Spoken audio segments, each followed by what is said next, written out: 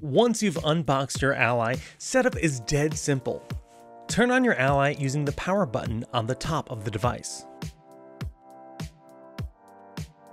You'll be greeted with the Windows welcome screen. You can use the touchscreen to tap the next button and go through the setup process. Alternatively, use the right stick to move the cursor on the screen just like a mouse. Use the right shoulder button to click. You can also highlight options with the D-pad and use the A button to select. The left joystick can also be used to navigate the menu with the A button to select. To type text, just tap the text box and use the on-screen keyboard that appears. Once you're done setting up your device, Armoury Crate will launch and you can explore other settings.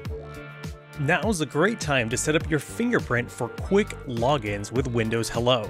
Just open Windows Settings and go to Accounts, Sign-in Options, Fingerprint Recognition, and tap Set Up. Like that, you're ready to grab your favorite launchers, install some games, and get playing.